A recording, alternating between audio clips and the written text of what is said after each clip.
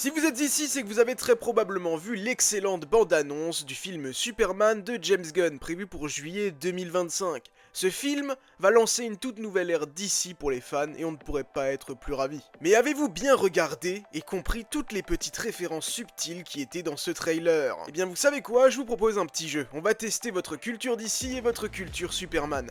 A chaque fois que vous aurez eu une ref, vous vous mettez un point et vous mettrez votre nombre de points dans les commentaires. Vous pouvez également laisser un pouce, activer la cloche et bien évidemment vous abonner ici pour toujours plus de DC et également pour du Marvel. Krypto le super chien. L'apparition de notre ami Krypto, notre ami canin, mais surtout l'ami canin de Superman issu de la planète Krypton, qui possède une super force, qui peut voler et qui a des pouvoirs similaires à celui de Superman. Grâce à sa super ouïe, il peut notamment entendre Superman siffler à travers le monde, notamment comme il le fait dans la scène où il est au plus mal. Notre premier Green Lantern, Guy Gardner. Un Green Lantern expérimenté, avec un sacré caractère. Incarné par Nathan Fillion, il porte une tenue issue de Lord Tech, une entreprise dirigée par le milliardaire Maxwell Lord, qui est incarné ici par Sean Gunn. Et ça n'est pas le seul super-héros présent dans cette bande-annonce. On a également Hawkgirl Kendra Saunders qui porte également une tenue de Lord Tech. À croire que toute une équipe se forme car Mister Terrific apparaît bel et bien également. C'est un génie et un inventeur brillant, et visiblement lui aussi porte une tenue de Lord Tech. Il y a une petite équipe qui semble se profiler. Mais comment parler de Superman sans parler de sa némésis de toujours, Lex Luthor, incarné ici par Nicholas Hoult. Cette version de Lex est décrite comme un génie scientifique, mais surtout comme un génie du mal. Très peu de visuels de ce Lex Luthor, malgré tout, il semble qu'une frustration énorme se dégage de ce personnage, et c'est tout bonnement génial. On notera qu'on sent bel et bien qu'on est au début de l'univers, puisque Luthor Corp est pas encore Lex Corp, puisque ça deviendra Lex Corp plus tard, en fonction justement des prochains films. Une autre entreprise génialissime qui apparaît, c'est l'entreprise Stark Industries. Simon Stark est un milliardaire de génie, qui est propriétaire de la compagnie qui a créé Métamorpho, Rex Mason.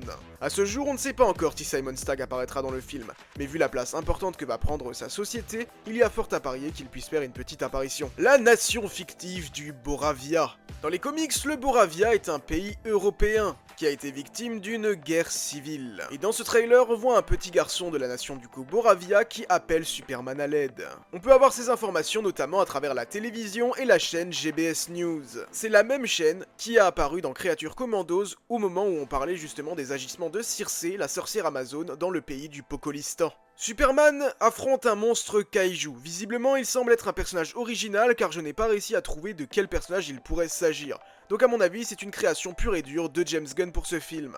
Nous avons la présence de Ultraman. Ultraman est une version alternative de Superman. On a rapidement une scène de combat entre les deux dans le stade des Meteors de Metropolis, l'équipe de baseball locale. Notons que les citoyens de Metropolis semblent être en colère contre Superman. Superman est épuisé et blessé par la bataille, mais il pourrait s'agir tout bonnement d'un imposteur. Si Ultraman est un clone de Superman, alors ouais, ce serait pas du tout déconnant que là, il ne s'agisse pas de notre Kal-El. Nous avons la présence de la forteresse de Solitude, la forteresse de Superman sur Terre, qui a été tournée justement en Norvège, près des aurores boréales. A noter qu'elle semble très inspirée, avec ses nombreux cristaux, de la version qu'avait mis en place Richard Donner. Un robot endommagé dans cette forteresse apparaît. Il pourrait s'agir de l'un des robots assistants de la forteresse de Solitude. On pense notamment à Kelex. Car oui, Jor-El avait de nombreux robots qui l'assistaient dans toutes ses tâches, et certaines se sont retrouvées dans la forteresse de Solitude, et l'un des plus connu est bel et bien Kelex. Et on pourrait peut-être même aller plus loin et imaginer que Alan Tudyk prête sa voix à ce personnage, car on le sait, Alan Tudyk a un rôle secret dans le film. Je verrais bien ça, perso. Mais l'un des plus gros mystères de ce trailer, c'est probablement l'explosion d'énergie violette et l'entité verte qui apparaissent à la fin. Là, on pourrait se dire qu'il s'agit de l'impact énergétique de plusieurs personnages, du monstre kaiju ou même de Lex Luthor. Pendant longtemps, on avait également pensé à Brainiac, mais visiblement, cette piste semble être définitivement écartée. Nous avons également la présence de Métamorpho. On a évoqué Simon Stagg tout à l'heure, et voilà le personnage de Métamorpho, incarné par Anthony Carrigan. Il est méconnaissable, c'est juste incroyable le make-up qu'ils ont fait sur lui. Sur un journal du Daily Planet, on peut lire le marteau de Boravia créer des ravages dans le centre-ville. Le journal montre un gorille qui ressemble fortement à Gorilla Grodd. Je ne veux pas vous spoiler, donc si vous n'avez pas encore vu le dernier épisode de Creature Commandos, je vous invite à aller le regarder, et je vous laisse 1, 2, 3, 4, 5, ça y est on y va. Creature Commandos, Gorilla Grodd est apparu dans le dernier épisode. La cité des singes pourrait se trouver en Boravia, ou en tout cas proche de ce pays-là, et qu'il semble être en pleine tourmente politique, Grodd pourrait essayer d'en tirer un avantage. Notons que c'est un super vilain de génie qui peut contrôler mentalement des armées entières, connu comme étant un ennemi emblématique de Flash. Ça serait cool de ramener l'éclair avec Gorilla Grodd.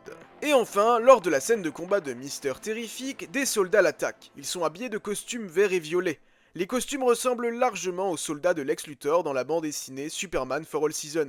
Et après tout, on le sait, Superman for All Season est une très grande inspiration pour James Gunn pour ce film Superman. Ça tease également la possibilité prochaine que oui, Lex Luthor porte bel et bien sa tenue emblématique, qui est donc une tenue similaire avec les mêmes couleurs. Ce serait juste trop cool à voir en live action, il faut bien le dire. Et c'est fini pour les subtils rêves qu'on a pu avoir dans ce trailer. J'espère qu'en tout cas cette vidéo vous a plu, que maintenant vous y voyez un petit peu plus clair. Dites-moi dans les commentaires ce que vous avez pensé de ce trailer, combien de points vous avez eu, ça m'intéresse vraiment. Et évidemment, on se donne rendez-vous très bientôt à Metropolis.